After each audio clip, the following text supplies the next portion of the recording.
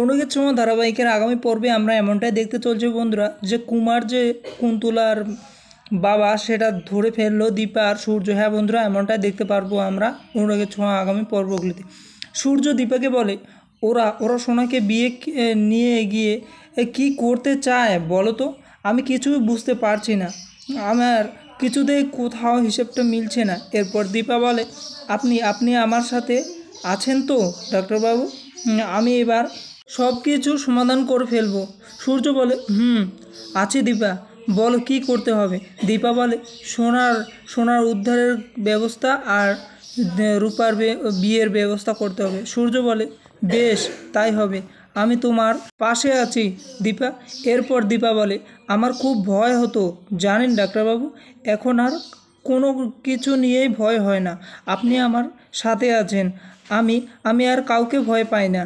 এইভাবেই আমার পাশে থাকুন ডাক্তারবাবু, তাহলে সব বিপদ কেটে চলে যাবে আর সব বিপদ থেকে আমরা মুক্ত পাব। এরপর সূর্য বলে, আমি আমি আমি ছিলাম দীপা, আছি, আর সারা জীবন তোমার পাশেই থাকবো, তোমার সাথেই থাকবো। অন্যদিকে কুন্তলা আর কুমার মানে বাবা মেয়ে দুজনেই গল্প করতে থাকে এই সোনা রূপার ব্যাপার নিয়ে। কিন্তু কুমার বলে, কুন্তলা, কিন্তু তুই সোনার মতো সূর্য আর দীপাকে বিশ্বাস করিস না, সোনাকে ওই চোখে দেখিস না।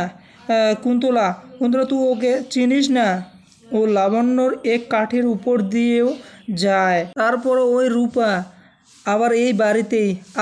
তখন কুন্তলা বলে, বাবা অত ভেবো না তো, তুমি ভাবছো কেন?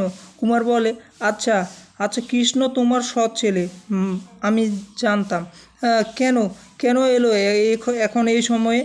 এরপর কুন্তলা বলে, বাবা তুমি অত দুশ্চিন্তা করছো কেন বলো তো?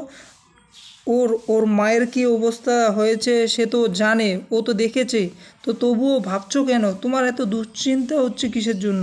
ওদের একই অবস্থা হবে, তুমি শুধু রূপাকে এই বাড়ি থেকে বেরোতে দাও বাড়িতে, আর তারপরেই দেখবে। এরপর কুন্তলাকে কুমার বলে, কুন্তলা, ওরা যেদিন জানবে যে আমি বেঁচে আছি, তাহলে কিন্তু সব কিছু সর্বনাশ হয়ে যাবে। এরপর কুন্তলা কিছু না বলেই কুমার বলে, এত রিল্যাক্স হোস না, এই ছেলেটা আলাদা, সে ছোটোবেলায় তো দেখেছিস বেরিয়েছিল, এক খবরও করছিল না, যোগাযোগ পর্যন্ত করছিল না, আবার এসেছে, তাও আবার অধিকার বুঝে নিতে।